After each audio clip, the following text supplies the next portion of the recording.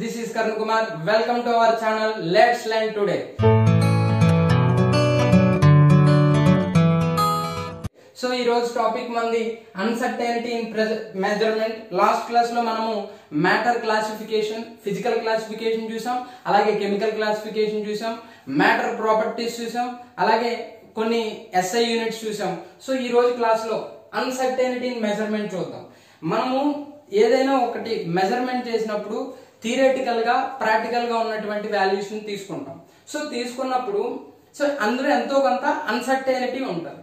So ఈ uncertainty లేకుండా maximum accurate గా చెప్పడానికి కొన్ని మెథడ్స్ ని యూజ్ చేస్తాం. సో అవి ఏంటంటే first one scientific notation. So ఆ నెంబర్స్ ని, ఆ వాల్యూస్ ని కొంచెం యాక్యురేట్ గా చూపెట్టడానికి యూజ్ చేసేటువంటివి. So scientific notation. Second one significant figures and third one dimensional analysis or unit factor method అంటాం. Dimensional analysis or unit factor method. One by one చూద్దాం. సో అందులో first one scientific notation. What is scientific notation? దీని వల్ల use ఏంటి? Okay, next one అలాగే significant figures చూద్దాం. Next one dimensional analysis చూద్దాం. So అర్థమైంది కదా. సో మనము మెజర్ చేసినటువంటి వాల్యూస్ ని థియరిటికల్ గా వాల్యూస్ తీసుకుంటాం, అలాగే ప్రాక్టికల్ గా చేసినటువంటి వాల్యూస్ ని తీసుకుంటాం. వీటిని యాక్యురేట్ గా చెప్పడానికి ఈ మెథడ్స్ ని యూజ్ చేస్తాం. అందులో scientific notation, significant figures, dimensional analysis. అందులో first one scientific notation. Scientific notation use ఏంటంటే జనరల్ గా మనకి for example Planck's constant value ఉంది. ప్లాంక్స్ కాన్స్టెంట్ వాల్యూ ఎంత? 6.023 into 10 to the power of 23.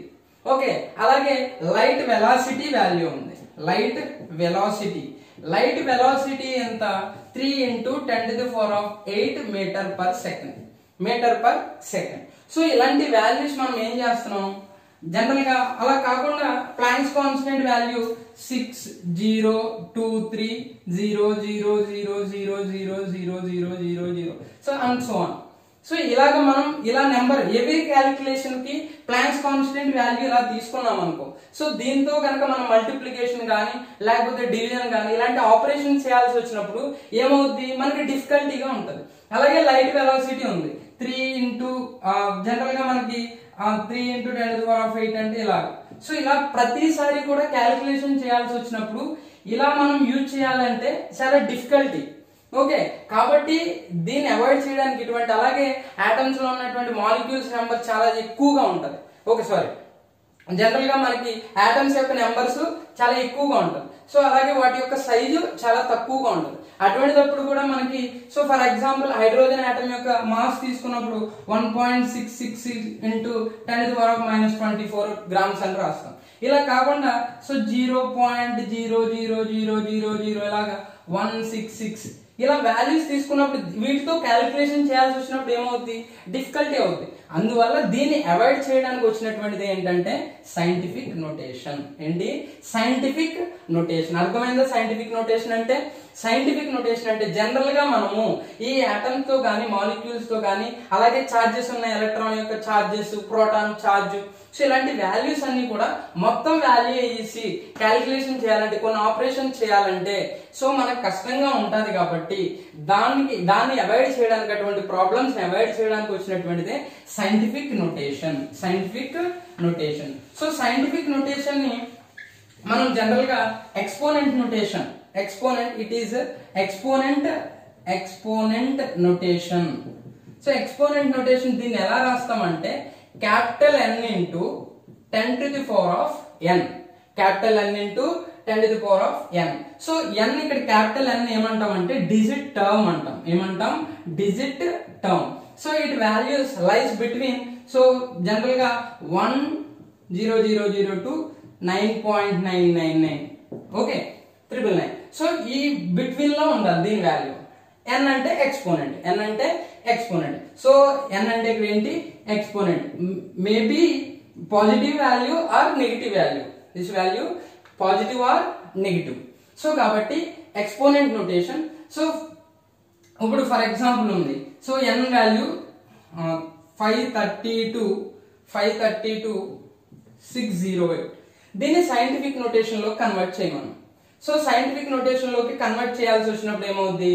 So 5.32608 into so 10 square. So కాబట్టి ఇది ఎలా convert అయింది? సో ఇక్కడ n వాల్యూ చూడండి, n వాల్యూ ఎంత మధ్యలో ఉండాలి? 1.0022 to 10, ఆల్మోస్ట్ 10. సో వాల్యూ ఎంత ఉంది? 5.32. సో దీని మధ్యలో ఉందా లేదా? సో ఎక్స్పోనెంట్ వాల్యూ, సో అది మేబీ పాజిటివ్ అవ్వచ్చు, నెగిటివ్ అవ్వచ్చు. సో ఇలాగా బిగ్ నెంబర్స్ వచ్చినప్పుడు ఏం చేయాలంటే మనం ఇలా సైంటిఫిక్ నోటేషన్ ని యూజ్ చేస్తూ ఉంటాం. ఓకేనా? సైంటిఫిక్ నోటేషన్ యూజ్ అర్థమైందా? సో కాబట్టి దీని ఎక్స్పోనెంట్ నోటేషన్ ఈ విధంగా రాస్తాం. Capital N into 10 to the power of small n. Capital N అంటే డిజిట్ టర్మ్ అంటాం. So digit term value 1 to 9.99 value between ఉండాలి. సో n అంటే ఎక్స్పోనెంట్, ఆ వాల్యూ పాజిటివ్ అవ్వచ్చు, నెగిటివ్ అవ్వచ్చు.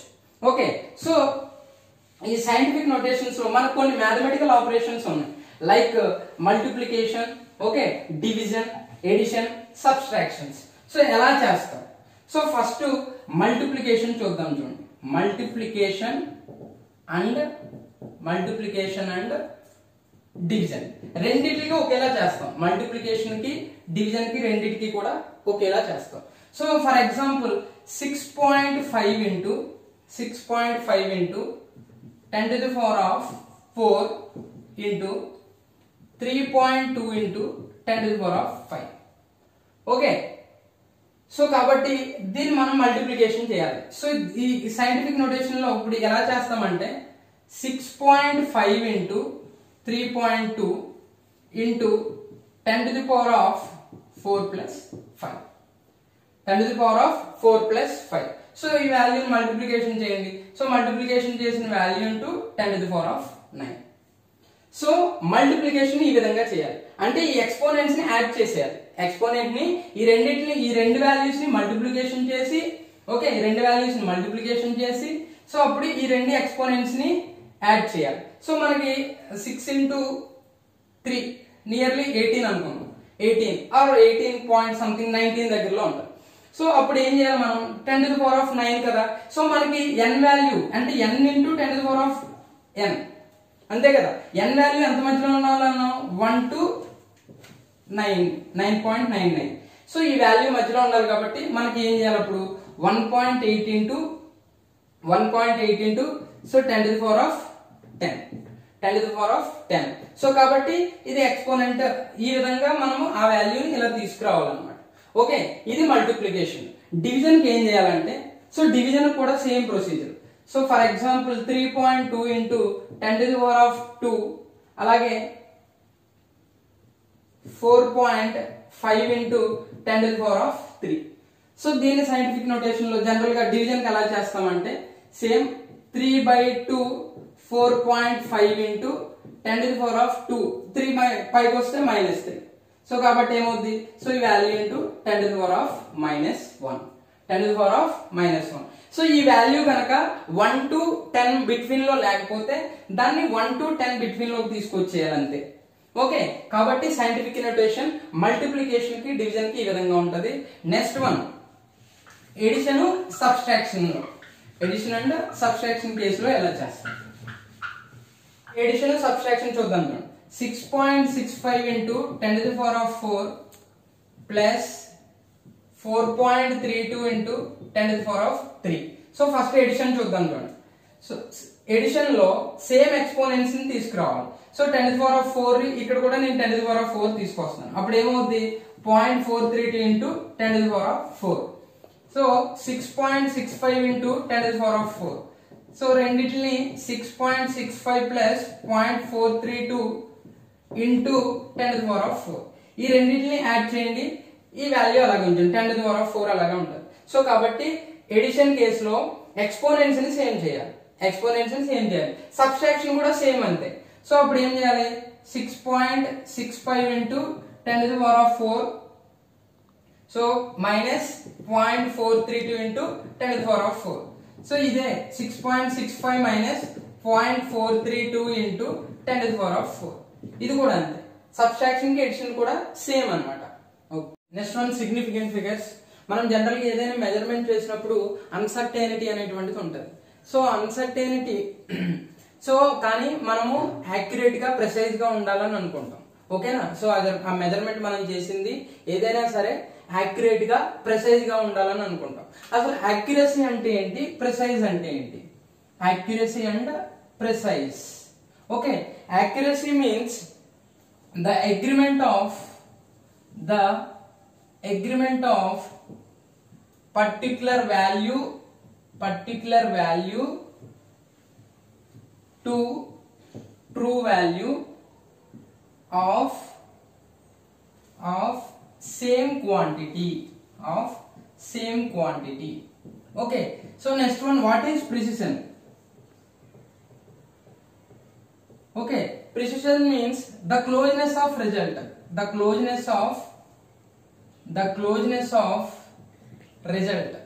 okay. సో జనరల్ గా మనకి ఫర్ ఎగ్జాంపుల్ ట్రూ వాల్యూ 20 అనుకుందాం. ట్రూ వాల్యూ సో 2.00 అనుకుందాం, ఇది true value. So for example grams.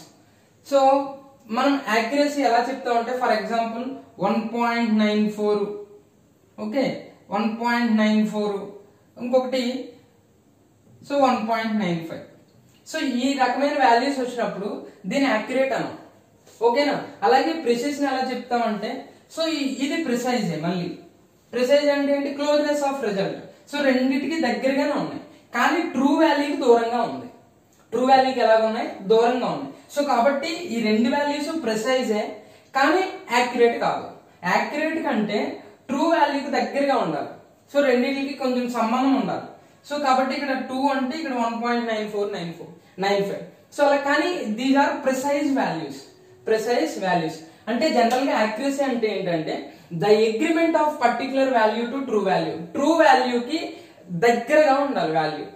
So precision అంటే రిజల్ట్ మనం ఒక 2-3 ట్రయల్స్ చేసినప్పుడు క్లోజ్నెస్ ఉండాలి. ఒకటి 1.95 దగ్గర వచ్చి ఇంకోటి 2.04 దగ్గర రాకూడదు, లేకపోతే 2.1 దగ్గర రాకూడదు. సో అది ప్రిసైజ్ కాదు. సో ఇది మీకు ఎగ్జాక్ట్ గా ఎలా చెప్పాలంటే ABC అనే స్టూడెంట్స్ ఉన్నారు. ట్రూ వాల్యూ సేమ్ 2.00 అనుకుందాం, 2.00. సో ఏ అనే స్టూడెంట్ కి వాల్యూ సో 2.00, అలాగే 1.99 వచ్చింది ఏ అనే స్టూడెంట్. సో ఇది ట్రయల్ 1, ఇది ట్రయల్ 2.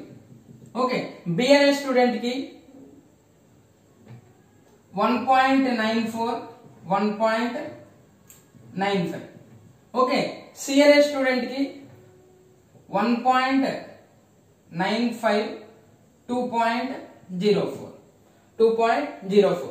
సో ఇక్కడ చూడండి, సో ట్రూ వాల్యూ అంతా 2.00. సో ఇక్కడ మనము ఇక్కడ చూడండి ఈ రెండు వాల్యూస్ కూడా ట్రూ వాల్యూకి దగ్గరగా ఉన్నాయి కదా. సో దగ్గరగా ఉన్నాయి కాబట్టి యాక్యురేట్. ట్రూ వాల్యూకి దగ్గరగా ఉన్నాయి కాబట్టి యాక్యురేట్. క్లోజ్నెస్ ఉంది కదా రెండింటికి రిజల్ట్ కాబట్టి ప్రిసైజ్. ఏ అనే student accurate and precise. So ఈ రెండింటికి రెండు క్లోజ్నెస్ ఉంది రిజల్ట్ కి, కానీ ట్రూ వాల్యూ మనకి ఎంత 2. సో కాబట్టి this one precise only. Precision ఉంది అంతే ఇక్కడ. సో ఇక్కడ చూడండి క్లోజ్నెస్ లేదు, అలాగే రిజల్ట్ కి దగ్గరగా కూడా లేదు వాల్యూ. కాబట్టి నైదర్ యాక్యురేట్ నార్ ప్రిసైజ్. సి అనే స్టూడెంట్ ఏంటి, నైదర్ ప్రిసైజ్ నార్ యాక్యురేట్ అన్నమాట. సో కాబట్టి ఫస్ట్ యాక్యురసీ ప్రిసైజర్ అంటే జనరల్ గా మనము ఏదైనా ఒక మెజర్మెంట్ చేసినప్పుడు ఆ యాక్యురేట్ గా ప్రిసైజ్ గా ఉండాలి అనుకుంటాం. సో యాక్యురసీగా ప్రిసైజ్ గా ఉండడం అంటే అర్థమైందా? ఒక ఎగ్జాంపుల్ తో చెప్పాను. సో ఇప్పుడు ఈ అన్సర్టైనిటీని మనం జనరల్ గా ఎలా చెప్తామంటే సిగ్నిఫికెంట్ ఫిగర్స్ లో చెప్తాం. ఎలా చెప్తాం? సిగ్నిఫికెంట్ ఫిగర్స్ లో చెప్తాం. సో ఆ సిగ్నిఫికెంట్ ఫిగర్స్ అంటే ఏంటో చూద్దాం. ఓకే, యాక్యురసీ ప్రిసిషన్ కంప్లీట్ అయింది. ఇప్పుడు నెక్స్ట్ వన్ ఈ సిగ్నిఫికెంట్ ఫిగర్స్ లోకి వెళ్దాం.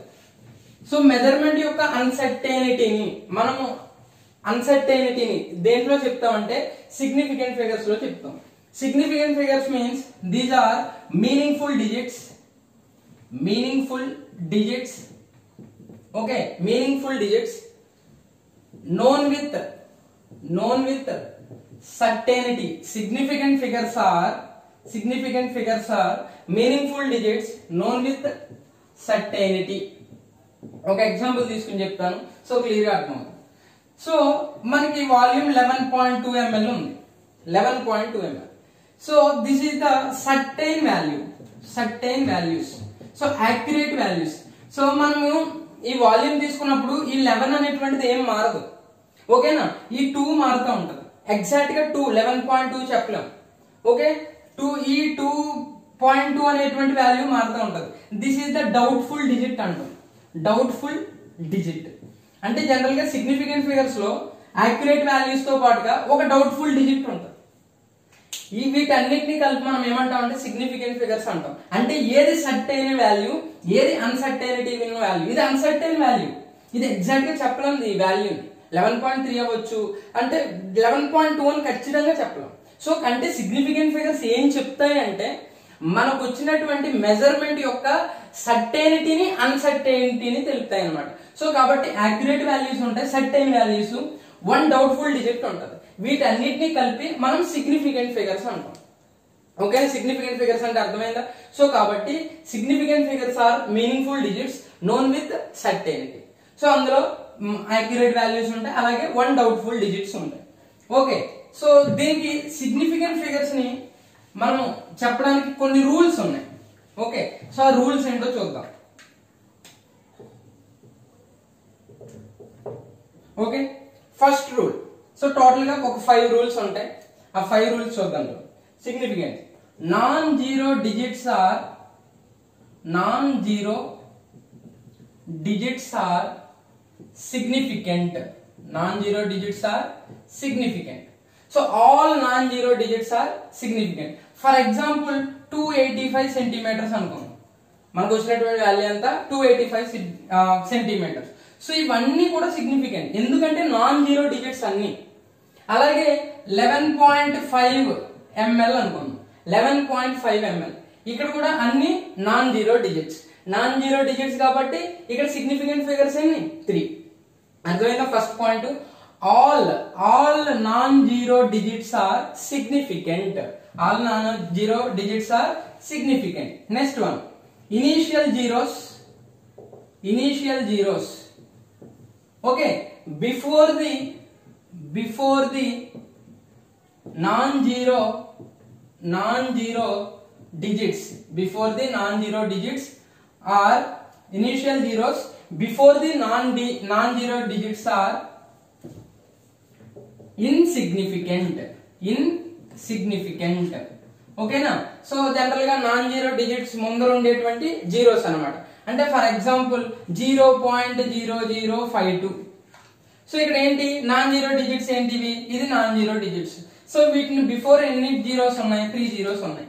ఇవన్నీ ఏమని చెప్తున్నాను, ఇన్సిగ్నిఫికెంట్. ఫస్ట్ పాయింట్ అర్థమైందా. All non zero digits are significant. Initial zeros before the non zero digits are insignificant. అంటే నాన్ జీరో డిజిట్స్ కి ముందర ఉన్నటువంటి కూడా ఇన్సిగ్నిఫికెంట్. ఇప్పుడు ఇక్కడ సిగ్నిఫికెంట్ ఫిగర్స్ ఎన్ని అవుతాయి, 2.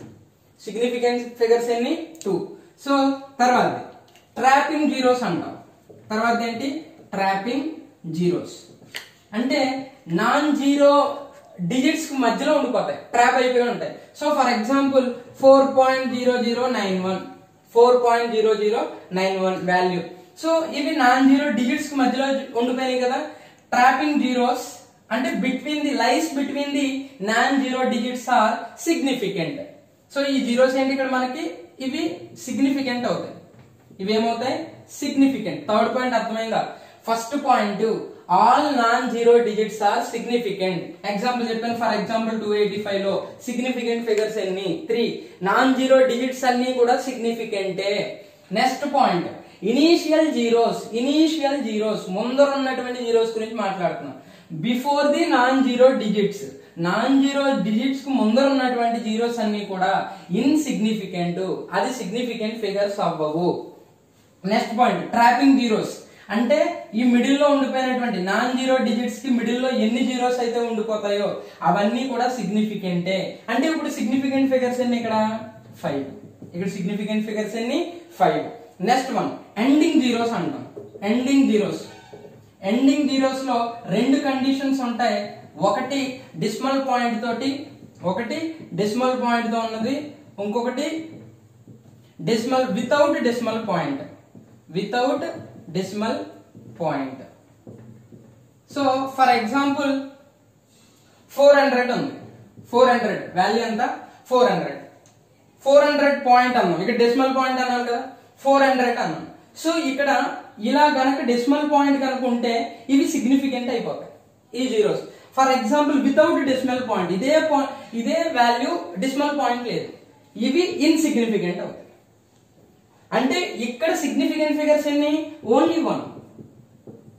ఓకే, ఇక్కడ సిగ్నిఫికెంట్ ఫిగర్స్ ఎన్ని 3.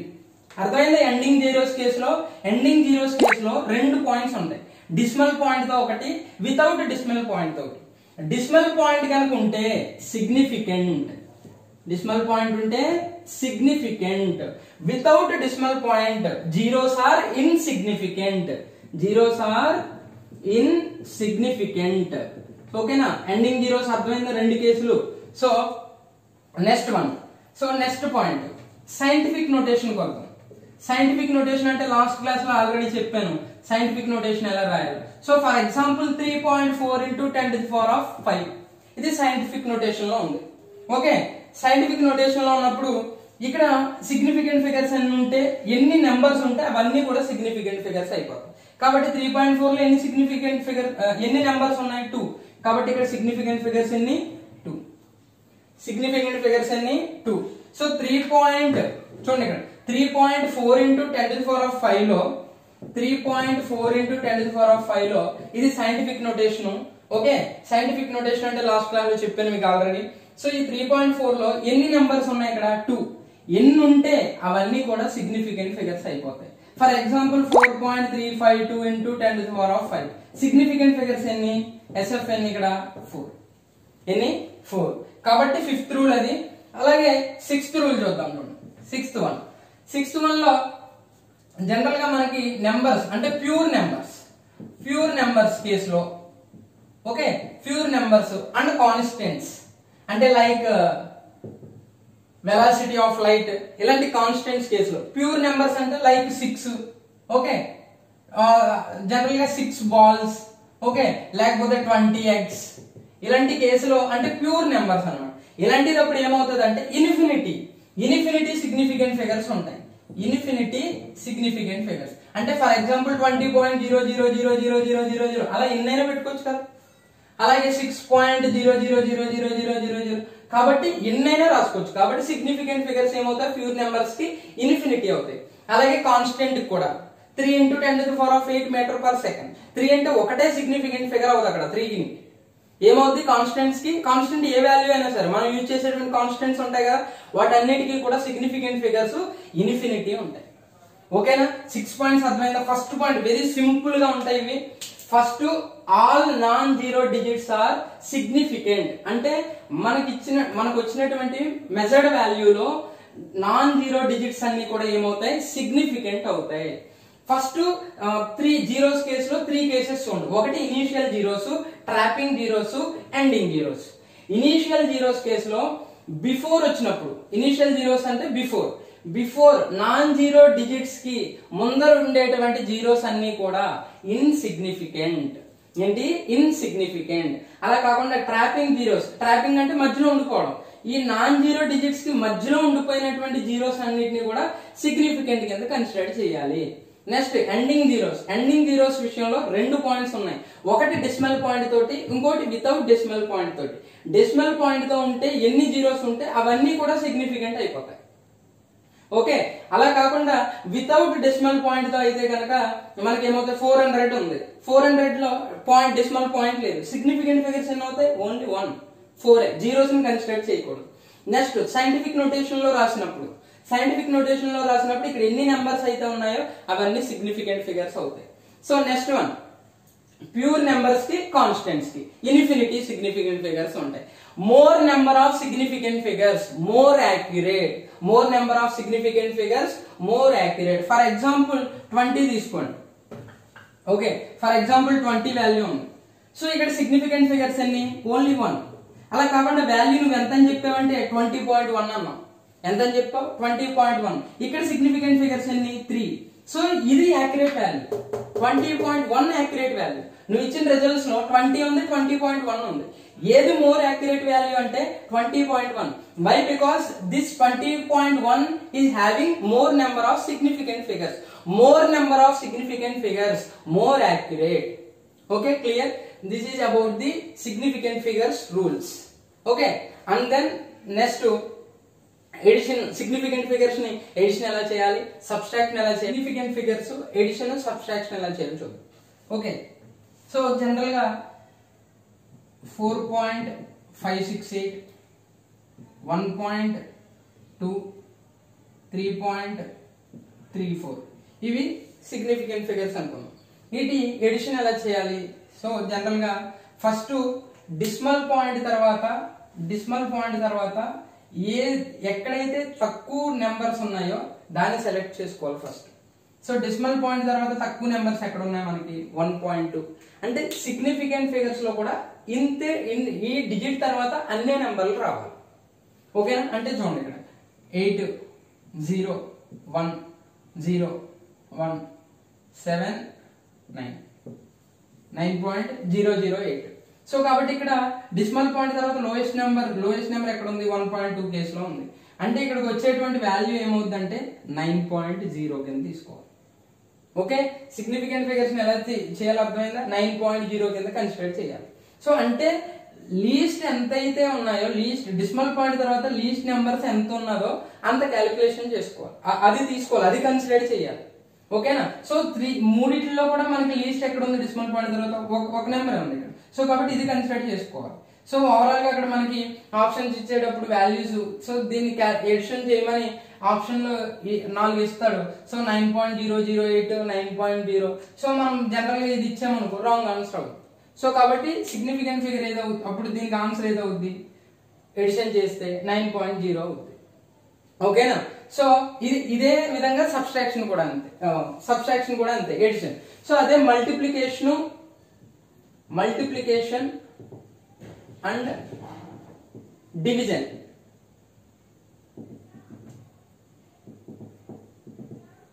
ఓకే, మల్టిప్లికేషన్ డివిజన్ ఎలా చేయాలని చూద్దాం. So 3.2 into 2.345. ఇక్కడ సిగ్నిఫికెంట్ ఫిగర్స్ దేనికి తక్కువ ఉన్నాయో అది సెలెక్ట్ చేసుకోవాలి. రిజల్ట్ అన్ని సిగ్నిఫికెంట్ ఫిగర్స్ ఉండాలి ఇక్కడ. సో అంటే 3.2 ఇక్కడ సిగ్నిఫికెంట్ ఫిగర్స్ ఎన్ని? 2. సిగ్నిఫికెంట్ ఫిగర్స్ ఎన్ని? 2. ఇక్కడ సిగ్నిఫికెంట్ ఫిగర్స్ ఎన్ని? 4. ఇక్కడ సిగ్నిఫికెంట్ ఫిగర్స్ 4. సో మనం వాల్యూ రెండింటిని చేసాం. సో కొంత వాల్యూ వచ్చింది. సో అక్కడ సిగ్నిఫికెంట్ ఫిగర్స్ ఎన్ని ఉండాలి మనకు వచ్చినటువంటి వాల్యూలో కూడా? So for example 3 into 2 6 something వచ్చింది అనుకోండి. సో కాబట్టి ఇక్కడ 6.6 అలా వచ్చింది అనుకోండి. సో 6.6 ఇంతే ఉండాలి. దీని తర్వాత 6.745 రఫ్ గా చెప్తున్నాను మీకు, 6.6745. సో ఇలా వాల్యూ వచ్చింది అనుకోండి. ఇక్కడ సిగ్నిఫికెంట్ ఫిగర్స్ లోయెస్ట్ ఎక్కడ ఎన్ని ఉన్నాయి మనకి? 2 ఉన్నాయి. కాబట్టి రిజల్ట్ కూడా ఎంత ఉండాలి? 6.6. దాన్ని రౌండింగ్ ఎలా చేయాలో చెప్తాను నెక్స్ట్.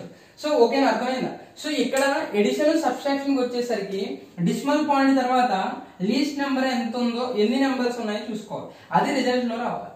ఇక్కడికి వచ్చేసరికి మల్టిప్లికేషన్ లో సిగ్నిఫికెంట్ ఫిగర్స్ దేనిలో తక్కువగా ఉన్నాయో చూసుకోవాలి, రిజల్ట్ లో అన్ని సిగ్నిఫికెంట్ ఫిగర్స్ ఉండాలి. ఇది సిగ్నిఫికెంట్ ఫిగర్స్ యొక్క ఎడిషన్, సబ్స్ట్రాక్షన్, అలాగే మల్టిప్లికేషన్, డివిజన్. రౌండింగ్ అప్ చూద్దాం. సో సిగ్నిఫికెంట్ ఫిగర్స్ ని రౌండింగ్ ఆఫ్ ఎలా చేయాలి? సో 1.386 వాల్యూ తీసుకోండి. 1.3 రైట్ సైడ్ ఉన్నటువంటి నెంబర్ ని రిమూవ్ చేసేయచ్చు మనం. సో రౌండింగ్ చేసేటప్పుడు రైట్ సైడ్ నెంబర్ ని రిమూవ్ చేసేసాం. రిమూవ్ చేసినప్పుడు 5 కంటే ఎక్కువ ఉన్నప్పుడు, గ్రేటర్ దాన్ 5 కంటే ఎక్కువ ఉన్నప్పుడు ఒక నెంబర్ ని యాడ్ చేయాలి. అంటే వాల్యూ ఏమవుద్ది? 1.39. సో ఇది వాల్యూ అవుద్ది. అలా కాకుండా 1.384 ఉంది అనుకున్నాం. ఇప్పుడు లాస్ట్ నెంబర్ ని రిమూవ్ చేసాం, కానీ లెస్ దాన్ 5. సో దీనికి 8 కి మనం ఏమీ యాడ్ చేయని అవసరం లేదు. అప్పుడు వాల్యూ ఎంత అవుద్ది? 1.38. సో అలా కాకుండా మనకు వాల్యూ ఎగ్జాక్ట్ గా 1.5 ఉంది. సో గ్రేటర్ దాన్ 5 అయినప్పుడు 1 నెంబర్ యాడ్ చేయాలి. లెస్ దాన్ 5 అయినప్పుడు నెంబర్ ఏమీ యాడ్ చేయని అవసరం లేదు. సో ఎగ్జాక్ట్ గా 5 అయినప్పుడు సో 2 కండిషన్స్ ఉంటాయి ఇక్కడ. ఓకే, 2 కండిషన్స్ ఉంటాయి. ఒకటి ఆడ్ నెంబర్ అయినప్పుడు, ముందుది ఆడ్ నెంబర్ అయినప్పుడు, ఈవెన్ నెంబర్ అయినప్పుడు. ఓకే, సో ఆడ్ నెంబర్ అయినప్పుడు జనరల్ గా ఈ నెంబర్ ముందర ఆడ్ నెంబర్ కనుకుంటే ఒక నెంబర్ యాడ్ చేయాలి. ఈవెన్ నెంబర్ అయితే కనుక నెంబర్ యాడ్ చేయని అవసరం లేదు. ఇక్కడ ఉన్నది ఈవెన్ నెంబర్ కాబట్టి వాల్యూ ఎంత అవుద్ది 1.38. అలా కాకుండా 1.375. సో ఈవెన్ నెంబర్ కనుక ఇక్కడ చూడండి, ఈవెన్ నెంబర్ అయితే ఏమవుద్ది 1.38. ఓకే, 1.385 కి ఈవెన్ నెంబర్ 5 కు ముందర ఏముంది ఈవెన్ నెంబరే కాబట్టి 1.38 అవుతుంది. అలా కాకుండా 1.375 ఇక్కడ నెంబర్ ఏముంది లాస్ట్ నెంబర్ 5 ని రిమూవ్ చేసాం, ముందర ఉన్నటువంటి నెంబర్ ఆడ్ నెంబర్ కాబట్టి అప్పుడు కూడా రిజల్ట్ ఏమవుతుంది 1.38. ఇది రౌండింగ్. 3 conditions, only 3 conditions. ఒకటి, ఫస్ట్ రైట్ సైడ్ ఉన్నటువంటి నెంబర్ ని రిమూవ్ చేయాలి. ఓకే, రిమూవ్ చేస్తాం. రిమూవ్ చేసేటప్పుడు అది 5 కంటే ఎక్కువ ఉందా తక్కువగా ఉందా 5 ఏముందా చూసుకోండి. 5 కంటే ఎక్కువ కనుకుంటే 5 కంటే ఇక్కడ 1.386 మనం రిమూవ్ చేసేటువంటి నెంబరు 5 కంటే ఎక్కువగా ఉంటే ఒక నెంబర్ యాడ్ చేయండి కాబట్టి 1.39 అవుతుంది. ఓకే, నెక్స్ట్ 5 కంటే తక్కువగా ఉంటే లెస్ దాన్ 5 కాబట్టి 1.38 వాల్యూ అవుతుంది. ఎగ్జాక్ట్ గా 5 ఉంటే 2 కండిషన్స్ ఇక్కడ, ఆడ్ నెంబరు ఈవెన్ నెంబరు. మనకి ముందు ఉన్నటువంటి నెంబరు ఈవెన్ నెంబర్ అయితే యాజ్ ఇట్ ఈస్ అదే వాల్యూ అవుతుంది మళ్ళీ. ఓకే, సో అంటే మనం ఏమీ యాడ్ చేయని అవసరం లేదు. అలా కాకుండా ఆడ్ నెంబర్ అయితే కనుక అంటే 1.375. సో 5 ముందర 7 అంటే ఆడ్ నెంబర్ కాబట్టి అప్పుడు కూడా రిజల్ట్ ఏమవుతుంది 1.38. ఇది ఎడిషన్, సబ్ట్రాక్షన్, సిగ్నిఫికెంట్ ఫిగర్స్ ది. అలాగే మల్టిప్లికేషన్, డివిజన్ కూడా సేమ్ కండిషన్. అలాగే రౌండింగ్ ఆఫ్ ని ఈ విధంగా చేయాలి. Okay, next topic dimensional analysis. Dimensional analysis. Okay, దీన్నే unit factor method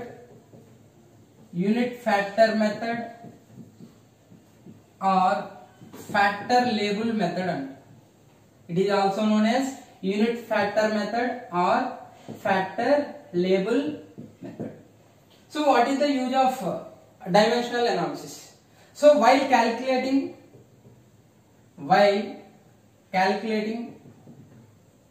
so units are convert into one system to another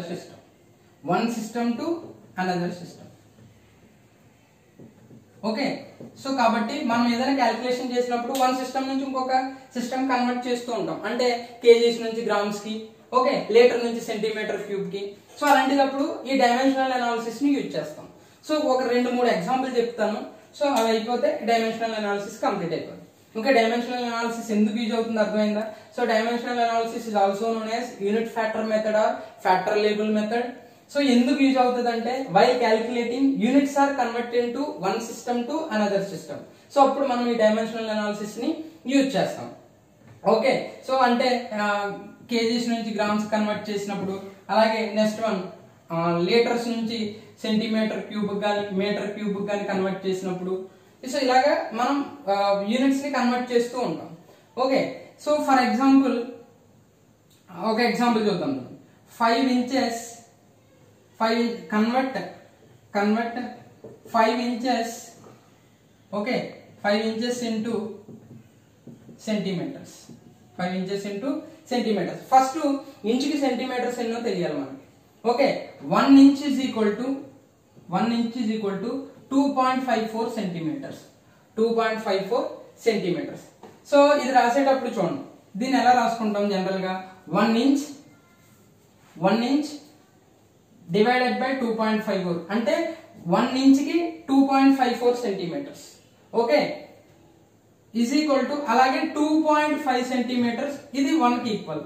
అలాగే ఇంకోలా ఎలా రాసుకోవచ్చు 2.54 centimeters divided by 1 inch.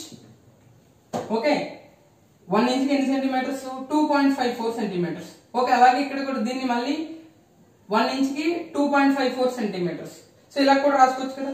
So ఇలాగా మనం ఏదైనా ఉన్నప్పుడు ఈక్వలెన్స్ రెండు ఇలా 1 inch సెంటీమీటర్స్ ఇలా మార్చినప్పుడు ఇలా ఈక్వలెన్స్ చేసుకోవాలి రెండింటిని కూడా. సో ఇప్పుడు మనం కన్వర్ట్ చేయాల్సింది ఏంటి 5 inches. ఓకే, 5 inches మనం ఏదైతే రావాలో మనకి సెంటీమీటర్స్ లోకి రావాలి.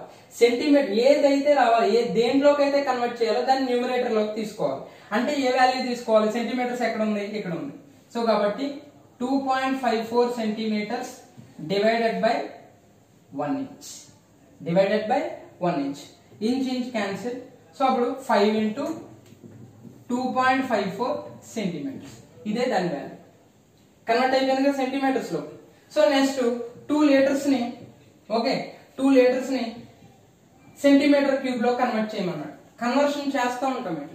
So 1 litre is equal to, first దాని వాల్యూ తెలియాలి, 1000 centimetre cube. 1000 centimetre cube. So కాబట్టి దీన్ని ఎలా రాసుకోవచ్చు? 1 litre divided by 1000 centimetre cube is equal to 1 is equal to 1000 centimetre cube divided by 1 litre. 1 litre. So మనకి value మార్చాల్సింది ఏంటి? 2 litres కదా. సో మనకి రావాల్సింది centimetre cube. Centimetre cube numerator లో ఉండాలి. సో కాబట్టి 1000 centimetre cube divided by 1 litre. So litre cancel. So value ఏమవుతుంది? 2 into 10,000 సెంటీమీటర్ క్యూబ్. కన్వర్ట్ అయిపోయిందా లేదా? సో ఇంకొక ఎగ్జాంపుల్ చూద్దాం. సో మోల్స్, జనరల్ గా మనం ఈ చాప్టర్ లో మోల్స్ యూజ్ చేస్తూ ఉంటాం. సో మోల్స్ వచ్చేసరికి 1 mole of oxygen is equal to 32 grams. 32 grams. Okay, so 5 moles అన్నాడు. 5 moles కి సో దీన్ని కన్వర్ట్ చేయాలి. ఓకే, మోల్స్ ని గ్రామ్స్ లో కన్వర్ట్ చేయాలి. This is about the dimensional analysis. Okay, scientific notation చూసాం, నెక్స్ట్ సిగ్నిఫికెంట్ ఫిగర్స్ చూసాం, డైమెన్షనల్ అనాలిసిస్ చూసాం. ఇక్కడ వరకు బేసిక్ కాన్సెప్ట్స్ అన్ని అయిపోయినాయి. నెక్స్ట్ మనం లాస్ ఆఫ్ కెమికల్ కాంబినేషన్ చూద్దాం నెక్స్ట్ క్లాస్ లో. Okay, thank you.